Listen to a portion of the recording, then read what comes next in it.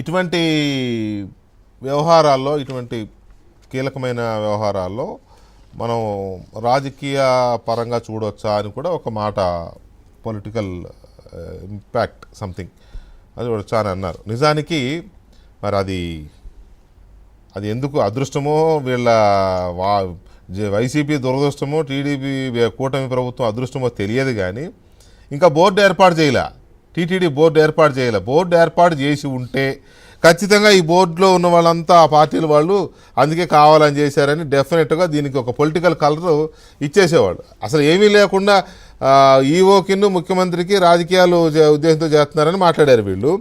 Board ఉండి ఉంటే ఇంకెలా ఉండేది పరిస్థితి? ముఖ్యంగా మనం నిన్న జడ్జిలు చెప్పింది ఒక చాలా కమెంట్ చేశారు.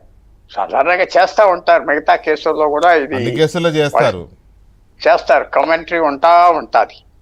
కమెంటరీయే ఫైనల్ జడ్జిమెంట్ ఉంటుందని కూడా అనుకోకూడదు. పూర్తి రివర్స్ లో ఉంటాయి కామెంట్స్ కింద, జడ్జిమెంట్ కి పూర్తి రివర్స్ లో ఉంటాయి. ఎవ్రీ టైం రివర్స్ లో బాగా చెప్పారు, బాగా మాట్లాడారు. ఆఖరిని ఏం చెప్తారో కూడా వాళ్ళ ప్లాన్ ఏంటి వాళ్ళు డిస్కస్ చేసుకుంటారు కదా. అవును. సో మనం అది మన ముందలు ఉన్నది. నేను మాట్లాడింది మన ముందలు ఉన్నది, అంతే కదా. దాని మీదే మనం వెళ్ళాలి.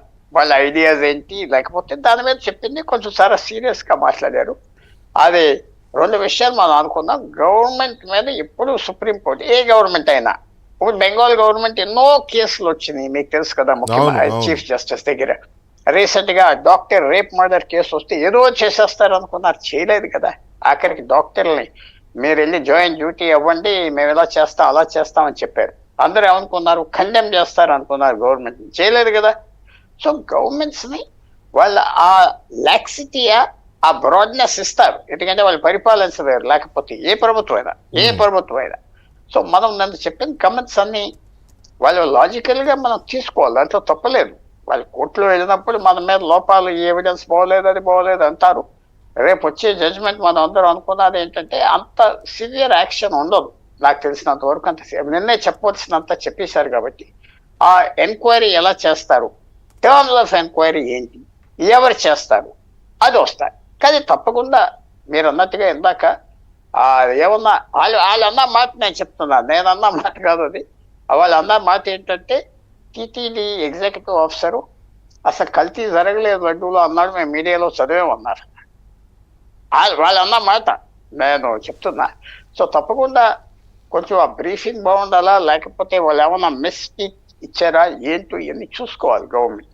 అన్నారు జడ్జెస్, ఇవన్నీ పాయింట్అవుట్ చేశారు. సో అందువల్ల రేపు వచ్చే జడ్జ్మెంట్ ఒక కన్స్ట్రక్టివ్గా ఉంటుంది అనే భావిస్తున్నా. ఎందుకంటే వాళ్ళు అన్న మాట కూడా దేవుడి దగ్గర పాలిటిక్స్ ఉందన్నాక వాళ్ళు కన్స్ట్రక్టివ్గా పోతారు తప్పకుండా.